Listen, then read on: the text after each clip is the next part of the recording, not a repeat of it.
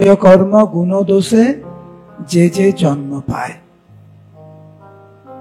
আমাদের গুণ, আমাদের কর্ম, আমাদের ভালো মন্দ মিশিয়ে ঠিক হয়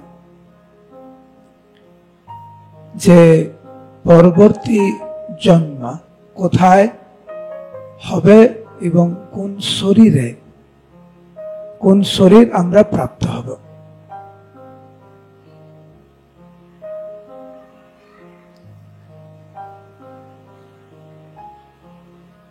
এটা ঠিক যে আমরা একলা আসি, একলা যাই, কেউ আমাদের সাথে আসেনি, কেউ আমাদের সাথে যাবেও না। ওইটা যেন আমাদের মাথায় থাকে। যার জন্য এত ত্যাগ আমরা করছি,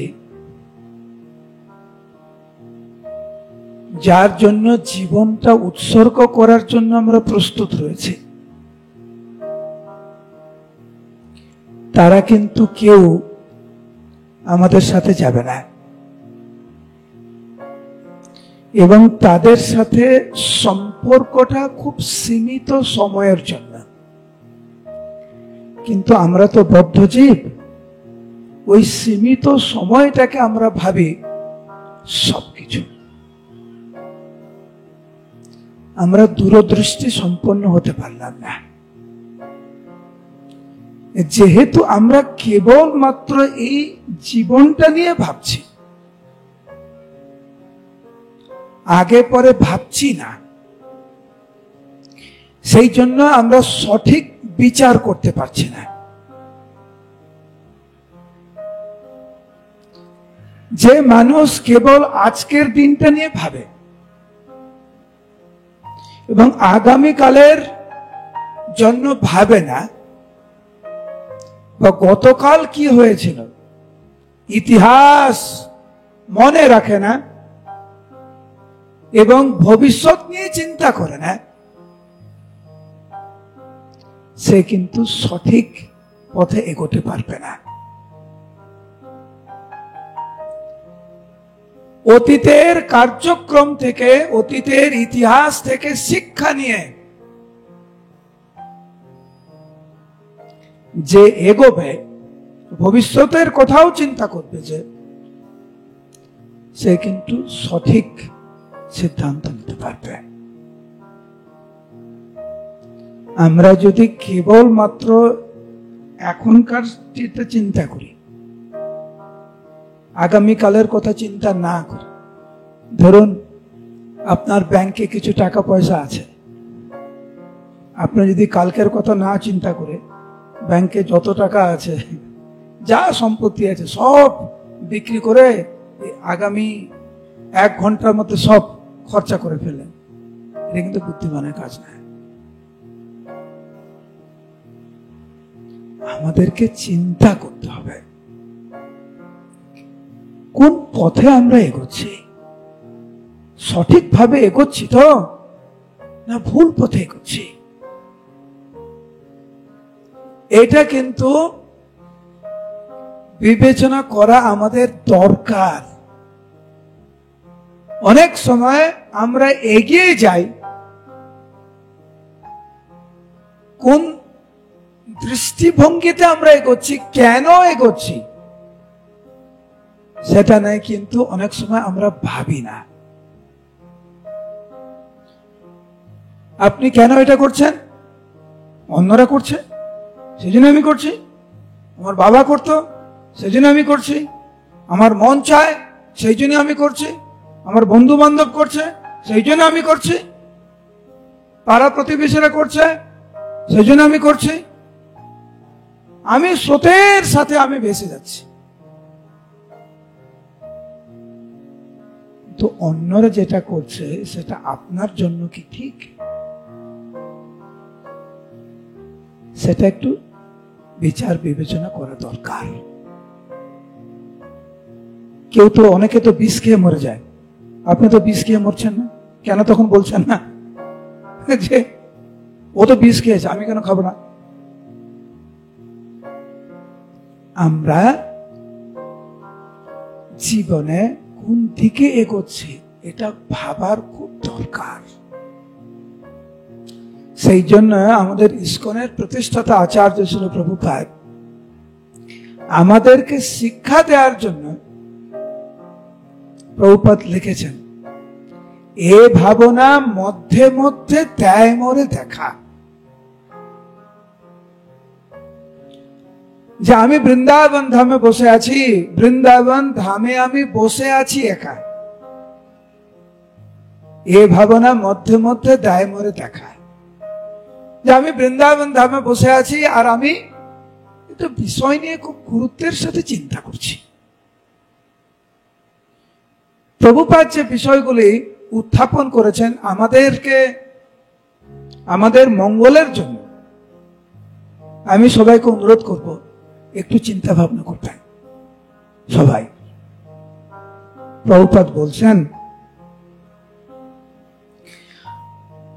এই পৃথিবীতে আমরা দেখি আমাদের আত্মীয় স্বজন বন্ধু বান্ধব রয়েছে। একবার ভেবেছেন কেন বন্ধু বান্ধব রয়েছে আপনার?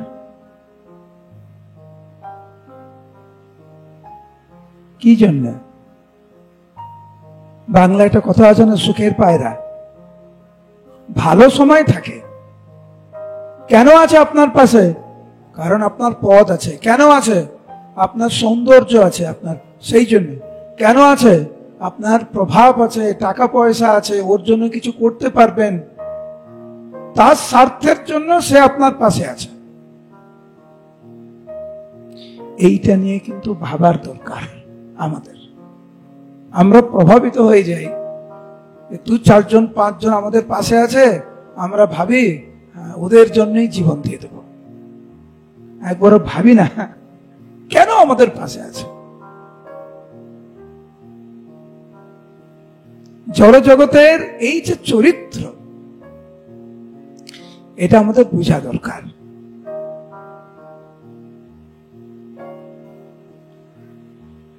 এই প্রকৃতির যে নিয়ম তা অত্যন্ত নিষ্ঠুর। দেখবেন বাবা মায়েরা ছেলে মেয়েকে কত কষ্ট করে মানুষ করে, কত আশা নিয়ে মানুষ করে। দেখবেন বেশিরভাগ ক্ষেত্রে কিন্তু নিরাশা হয় পিতামাতারা। তো বড় হলে বাবা মায়ের কথা শুনে না, অশ্রদ্ধা করে, অসৎ পথে চলে। বাবা মাকেই বলে বসে, তুমি বুঝবে না আমার ব্যাপারটা। যাকে জন্ম দিয়েছে, মানুষ করেছে, সেই 2 দিন পরে বাবা মাকে বলছে, তোমরা বুঝবে না আমাদের ব্যাপারটা, তোমরা বুঝবে না। সেই জন্য প্রভুপাদ বলছেন, প্রকৃতির নগ্ন রূপ দেখালে শ্রীকৃষ্ণ, তব কৃপা বলে আজ হয়েছে বিতৃষ্ণ। মায়ার এই যে লাথি, প্রকৃতির এই যে নিষ্ঠুর রূপ যখন আমরা উপলব্ধি করি, স্বাভাবিকভাবে একটু বিতৃষ্ণা আসে সংসারের প্রতি, এই জড় জগতের প্রতি।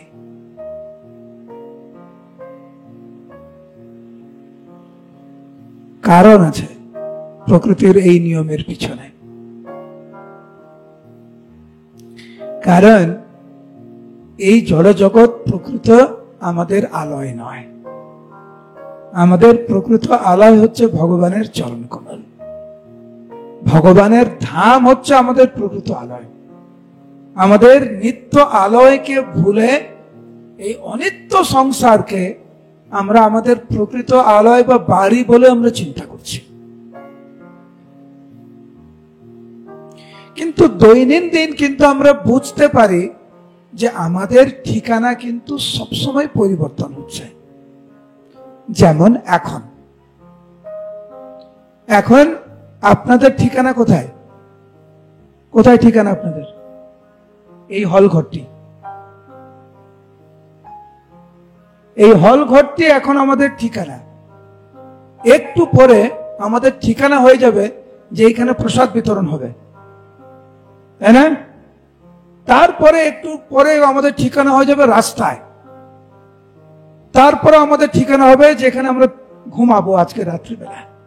কালকের সকালে আমাদের কর্মস্থানে বা বিভিন্ন জায়গায় আমাদের দিনে 10 বার 20 বার আমাদের ঠিকানা পরিবর্তন হয়, আর এই শরীরের শেষ ঠিকানা হচ্ছে শ্মশান ঘাট। মনে রাখতে হবে আমাদের যে আমাদের এই জড় জগতের পরিস্থিতি পরিবেশ সবসময় পরিবর্তন হচ্ছে,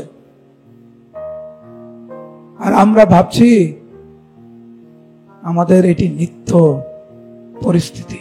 না, এটা আমাদের নিত্য পরিস্থিতি নয়, কিছু সময়ের জন্য আমাদের এই পরিস্থিতি। এবং যতক্ষণ না পর্যন্ত ভগবানের শ্রী চরণ কমলে আমরা পূর্ণরূপে শরণাগতি না হচ্ছি, ততদিন ততকাল আমাদের এই জন্ম মৃত্যু জরা ব্যাধির চক্রে আমাদের ঘুরতেই হবে। আজকের খড়গপুরে, এই জীবনে খড়গপুর, তো পরের জীবনে অন্য কোনো জায়গায়, তারপরের জীবনে অন্য কোনো ব্রহ্মাণ্ড, এইভাবে ব্রহ্মাণ্ড ভ্রমিতে কোনো ভাগ্যবান জীব গুরু কৃষ্ণ প্রসাদে পায় ভক্তিলতা বীজ। আর আপনারা অত্যন্ত সৌভাগ্যবান, আপনারা মানব জীবন পেয়েছেন এই পুণ্যভূমিতে, ভারতবর্ষে। গৌরমণ্ডল ভূমিতে আপনাদের বসবাস, আপনাদের জন্মস্থান, আপনাদের কর্মস্থান। এই দিব্য ভূমিতে জন্মগ্রহণ করার পরেও যদি আমরা মানব জীবনের প্রকৃত উদ্দেশ্য না বুঝতে পারি এবং সেইভাবে যদি আমরা আচরণ না করি, আমাদের মতো দুর্ভাগা কেউ থাকবে না। ভগবান কিন্তু সবসময় এই সুবর্ণ সুযোগ আমাদেরকে দেয় না। অনেক জন্মের সুকৃতির ফল মানব জীবন পেয়েছে, আমরা যেন সৎ ব্যবহার করি। হরি বল। আমার সামনে বসে আছে, কথা বলবে পিছনে।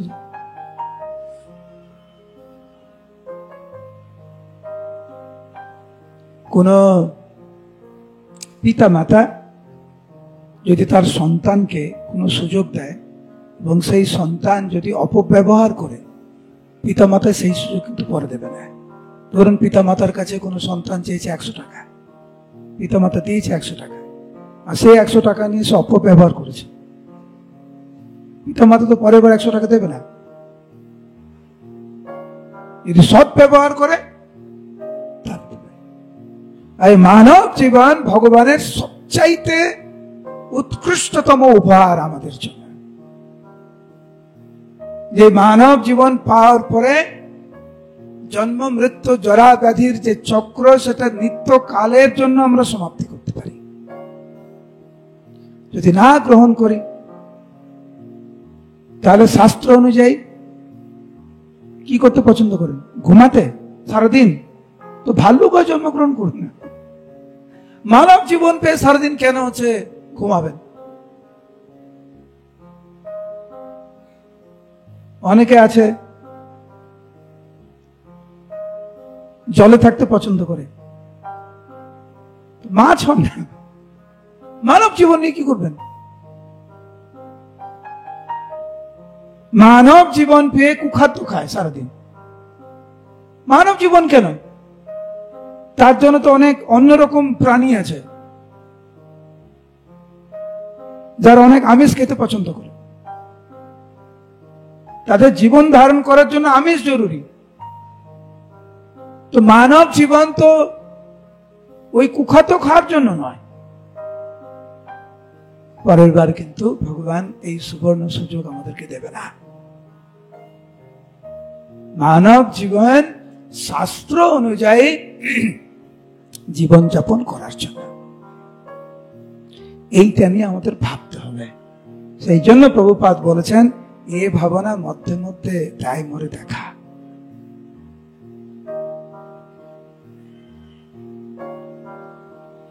আর দেখবেন, যাকে আপনি আপন মনে করছেন, যখন আপনার অর্থ থাকবে না, প্রতিভা থাকবে না, সৌন্দর্য থাকবে না, শারীরিক বল থাকবে না, অর্থহীন দেখি মরে ছেড়েছে সবাই, কুটুম্ব আত্মীয় আর বন্ধুজন ভাই। বৃদ্ধ লোকদেরকে দেখাশোনা করার লোক থাকে না কেন? কিছু সময় পূর্বে তো অনেকেই ছিল, এখন নেই কেন? এটি হচ্ছে জগতের চরিত্র।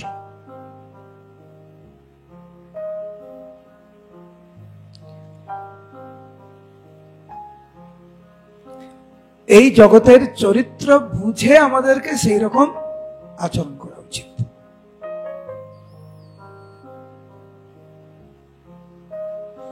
আমার পরে পরে আপনারা বলুন। আমি একটা শ্লোক বলছি, প্রভুপাদের শ্লোক লেখা, প্রভুপাদের কবিতা, ভালো লাগবে। আর আশা করি আপনারা এই ক্লাসের পরে যখন ঘরে যাবেন একটু একাকী বসে একটু চিন্তা করবেন প্রভুপাদের এই উক্তি। বলুন, দুঃখ হয়, সবাই বলছেন না, সবাই বলুন, দুঃখ হয় হাসি পায়, একা বসি হাসি, মায়ার সংসারে এই কাকে ভালোবাসে। দুঃখ হয় হাসি পায়, একা বসে হাসি, মায়ার সংসারে এই কাকে ভালোবাসে। একটা সময় কিন্তু এই শ্লোকের মর্ম বুঝতে পারবো না আমরা, কিন্তু একটু বয়স হলে আমরা সবাই এটা ভালো করে বুঝতে পারবো এই জগতের চরিত্র কেমন। একটা সময় ছিল যখন আত্মীয় স্বজন, পিতা মাতাকে আমরা পাই, কিন্তু এই জগতের চরিত্র এমন, এক এক করে কিন্তু আমরা সবাইকে হারিয়ে ফেলি। পিতা মাতা, আত্মীয় স্বজন, ভাই বোন আমরা হারিয়ে ফেলি। তারা যে এখন কোথায় আছে আমরা কিন্তু জানি না। যারা একদিন আমার পাশে ছিল,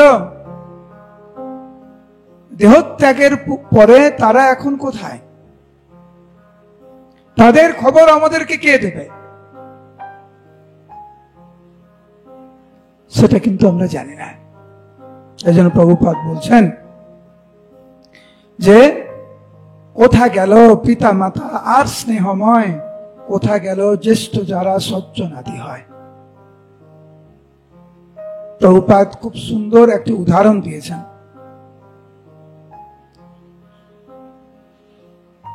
সমুদ্রের ফেনা যেন ক্ষণে সৃষ্টি ক্ষণে লয়। যারা সমুদ্রতে গিয়েছেন দেখবেন ফেনা হয়, সমুদ্রের তীরে ফেনা হয় বা জলে ফেনা হয়। ফেনা এই সৃষ্টি হয়, আবার কিছুক্ষণ পরে আবার ক্ষয় হয়ে যায়। ক্ষণে সৃষ্টি ক্ষণে লয়। আর আমাদের সংসারের এই সম্পর্কগুলো সেরকম, ক্ষণে সৃষ্টি ক্ষণে লয়।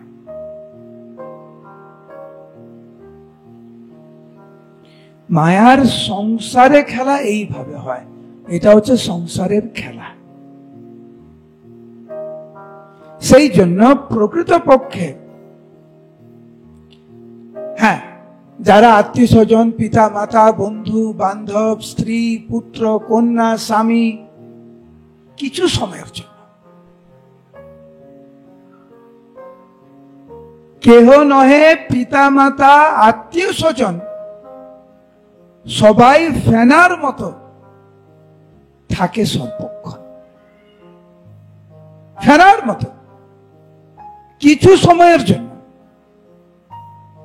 আজকের যারা আমার পিতা মাতা, পূর্ব জীবনে তারা কি আমার পিতা মাতা ছিল? বা আজকের যারা আমার পিতা মাতা পরবর্তী জীবনে আমার পিতা মাতা হবে কিনা তার তো কোনো নিশ্চয়তা নেই।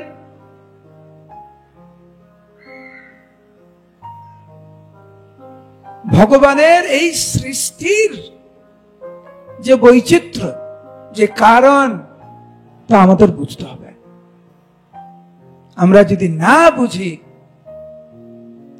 মানব, এই দুর্লভ মানব জীবন আমরা নষ্ট করছি।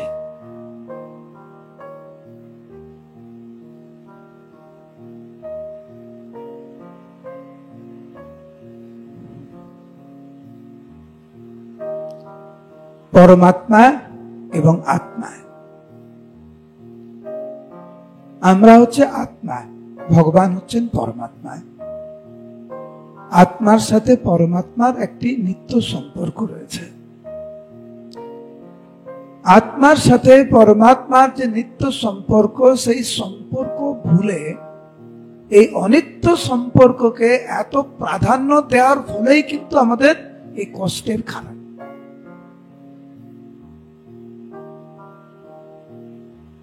ভগবানের সাথে আমাদের যে নিত্য সম্পর্ক, সেইটা উপলব্ধি করার মাধ্যমে আমরা প্রকৃত আনন্দ উপলব্ধি করতে পারি, নচেত নয়। সেই জন্য সকলের আত্মা যিনি স্বয়ং ভগবান, তাহার সম্বন্ধে বিশ্বে সবাই সমান। ভগবানের সাথে আমাদের যে সম্পর্ক, সেটা উপলব্ধি করা অত্যন্ত গুরুত্বপূর্ণ।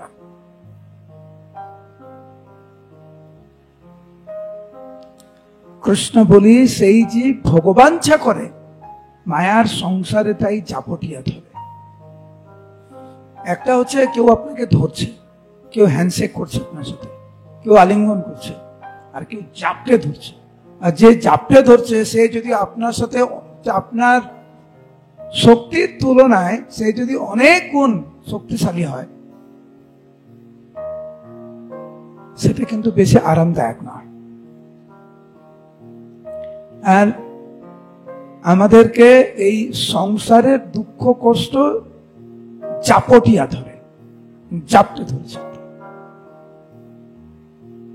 আর সংসারের যে মায়া, ভগবানের মায়া। ভগবান বলছেন, দৈবী হেসা গুণময়ী মম মায়া। এই মায়া হচ্ছে আমার মায়া, অত্যন্ত প্রভাবশালী, শক্তিশালী। কেন? আমি সেই শক্তি দিয়েছি, আমার মায়া। দৈবী হেসা গুণময়ী মম মায়া তুরত্যয়া। অত্যন্ত প্রভাবশালী, তাকে নিয়ন্ত্রণ করা যায় না। ভগবান নিজে বলছেন, সেই শক্তিশালী মায়া যখন দুঃখ কষ্ট দিয়ে আমাদেরকে জাপটে ধরে, আমরা কোথায় যাব? মায়া আমাদেরকে জাপটে ধরেছেন, আর আপনি কি ভাবছেন আইসক্রিম খেয়ে আনন্দ পাবেন? ভগবানের শক্তি, দুর্গা দেবী, মায়া দেবী আপনাকে জাপটে ধরেছে, আর আপনি কি ভাবছেন স্যান্ডউইচ, পিৎজা, পাস্তা, আইসক্রিম খেয়ে আপনি সংসারে সুখে থাকবেন? না। ব্যাংক ব্যালেন্স, একটু ভালো গাড়ি, ভালো ঘর, তা নিয়ে সুখে থাকবেন? ভ্রান্ত ধারণায়।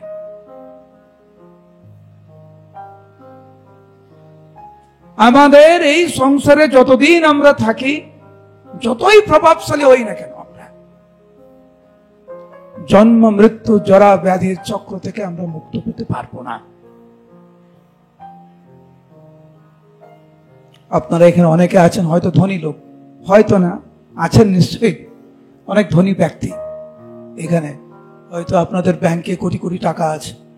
যাদের ব্যাংকে কোটি কোটি টাকা আছে, আপনারা বলতে পারবেন যেহেতু আমার ব্যাংকে কোটি কোটি টাকা আছে, সেজন্য আমি কোনোদিন বুড়ো হব না? বলতে পারবেন? আমি রোগাগ্রস্ত হব না, কেন? আমি অনেক প্রভাবশালী। বলতে পারবেন? আপনি বলতে পারবেন আমার পিএইচডি ডিগ্রি আছে, এখানে আইআইটি খড়গপুর খুব বিখ্যাত, সারা ভারতবর্ষে বিশ্ববিখ্যাত। বলতে পারবেন আমি আইআইটি খড়গপুর আইআইটিতে পড়াশোনা করেছি, আমার কোনোদিন মৃত্যু হবে না? বলতে পারবেন? তো জন্ম মৃত্যু জরা ব্যাধির চক্র থেকে যদি মুক্তি পেতে চাই আমরা, মামেবাজ প্রপদ্যন্তে মায়ামেতম তরন্তিতে, কেবলমাত্র পূর্ণরূপে ভগবানের চরণ কমলে আত্মসমর্পণ করতে হবে। তাহলেই কেবল এই শক্তিশালী মায়াকে নিয়ন্ত্রণ করতে পারি, নচেত নয়। মায়ার সংসার তাই চাপটিয়ে ধরে, আমাদেরকে একদম পুরো চাপটে ধরেছে। একটু চিন্তা করবেন আপনি কি বলছি, প্রভুপাদ কি বলছে এখানে, কিভাবে চাপটে ধরেছে আমাদেরকে। আপনারা এখানে বসে আছেন, অনেকের মনটা কিন্তু এখানে নেই, কিন্তু মনটা ঘরে পড়ে আছে। কি হবে না হবে, কি করে হবে, কখন যাব, কি হবে, কালকের কথা, সব সংসারের কথায় পুরো জাপটে ধরে আমাদের। যেখানে সংসার, এই ভৌতিক সংসার আমাদেরকে জাপটে ধরেছে, সেখানে আনন্দ কি করে হতে পারে?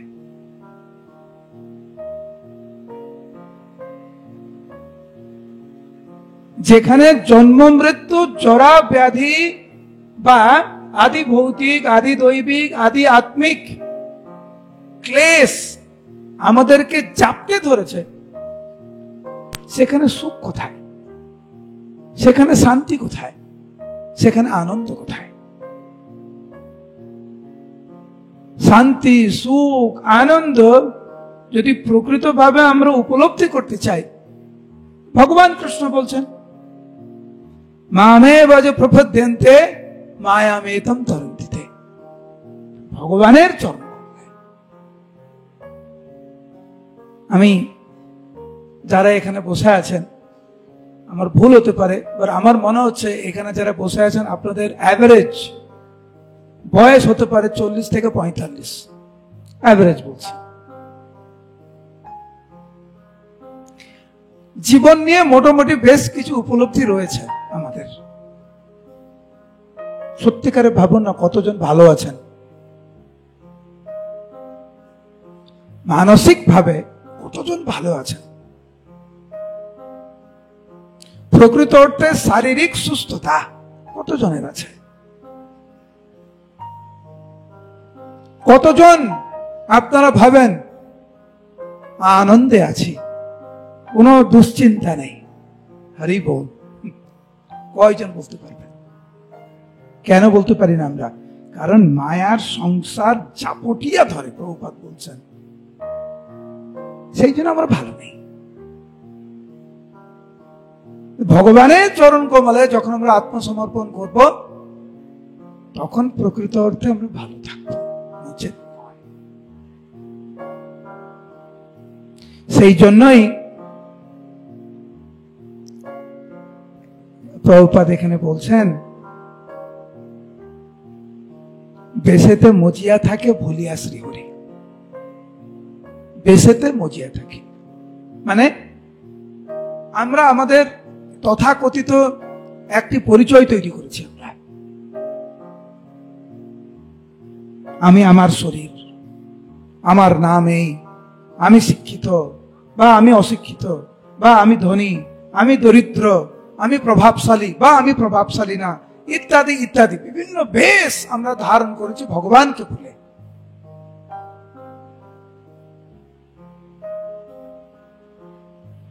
আমরা কয়জন এরকম পরিচয় দেই, প্রভু আমি কৃষ্ণের দাস? কয়জন পরিচয় দিই আমরা? আমরা বেশেতে মজে গেছি। আর সেই জন্য অতএব মায়া তারে দেয় বহু দুঃখ, দুঃখে হাবু ডুবু তবে নাহি মানে সুখ। আমরা দুঃখে হাবুডুবু খাচ্ছি আমরা। তারপরে প্রভুপাদ একটি খুব সুন্দর উদাহরণ দিয়েছেন।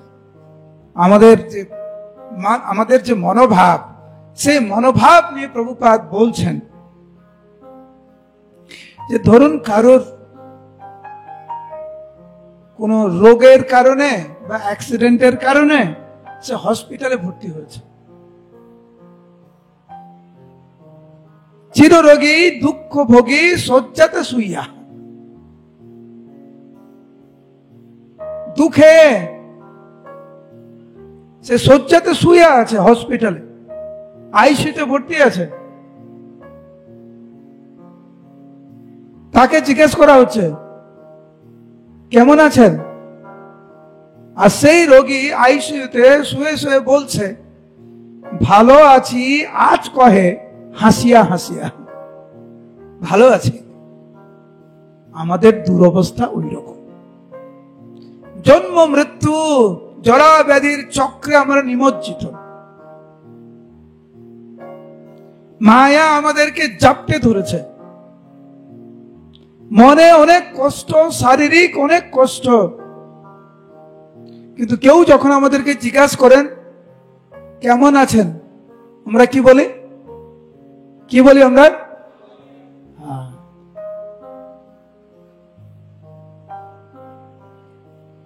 যে আপনাকে জিজ্ঞাসা করছে সে কিন্তু ভালোতে নেই। সে আপনাকে জিজ্ঞাসা করছে কেমন আছেন, আপনি ভাবছেন আমি যে দুঃখে আছি একে কেন বলবো, আমি দেখাতে চাই আমি ভালো আছি। তো আপনি বলছেন খুব ভালো আছি বা ভালো আছি। ও যেহেতু জিজ্ঞাসা করেছে আপনাকেও জিজ্ঞাসা করতে হবে। আপনি তখন জিজ্ঞাসা করছেন আপনি কেমন আছেন, ও তখন ভাবছে আর এ তো বললো ভালো আছে, আমিও একটু দেখাই। সেও তখন বলছে আমিও ভালো আছি। এই নাটক আমাদের চলছে। কি নাটক? ভালো আছি আজই কহে, আজ কহে হাসিয়া হাসিয়া। যেখানে আমাদের দুরবস্থা, যেখানে আমাদের করুণ অবস্থা, সেখানে আমরা হচ্ছে হসপিটালে শুয়ে শুয়ে আমরা বলছি আমরা ভালো আছি। তারপরে প্রভুপাদ বলছেন হাসি পায় তার ভালো থাকার কথায়। এই ব্যক্তি কি করে বলেছে ভালো আছে? কিন্তু এইটি প্রকৃতির নিয়ম। মায়াবদ্ধ জীবের ভালো এইভাবে হয়। এইটি হচ্ছে জড়জগতের ভালো। কিরকম? হসপিটালে শুয়ে আছে, অক্সিজেন চলছে, স্যালাইন চলছে, সবকিছু চলছে, সে বলছে আমি ভালো আছি। প্রকৃত ভালো কেবল ভগবানের চরণে। অনিত্য সংসারে, অনিত্য মায়াকে আঁকড়ে ধরে আমরা কেউ ভালো থাকতে পারি না, সম্ভব নয়। ভালো থাকা যায় কেবল মাত্র ভগবানের চরণ কমলে। আমরা যত ভালো থাকার পরিকল্পনা করি না কেন, আমরা কিন্তু প্রত্যেকটা দিন পরিকল্পনা করছি। খাওয়া নিয়ে কত পরিকল্পনা, এই সবজিটা কিভাবে বানালে আরো সুস্বাদু হয়, থাকার জায়গাটা আরেকটু কিভাবে সৌন্দর্য বৃদ্ধি করা যায়, কিভাবে আরেকটু আরামদায়ক করা যায়, ঠিক মতো হচ্ছে না, আরেকটু পড়াশোনা করতে হবে, আরেকটু অর্থ উপার্জন করতে হবে, শরীরটা একটু দুর্বল হয়ে গেছে, একটু হেঁটে প্রাণায়াম করে, একটু যোগ ব্যায়াম করে আরেকটু শক্তিশালী করলে মনে হয় ভালো। এইভাবে প্রত্যেকটা দিন বিভিন্ন বিষয়ে কিন্তু আমরা ভালো থাকার পরিকল্পনা করি। ইউটিউবে আমরা ঘাটি এই ডালটা কিভাবে করলে আরো ভালো হয়, এই চাকরিটা ভালো হচ্ছে না, ওই চাকরিটা দরকার আমার, এই জামাটা কেমন, জামাটা পাল্টাতে হবে, জুতো পাল্টাতে হবে, ফোন পাল্টাতে হবে, ল্যাপটপ পাল্টাতে হবে, সব পাল্টাতে হবে।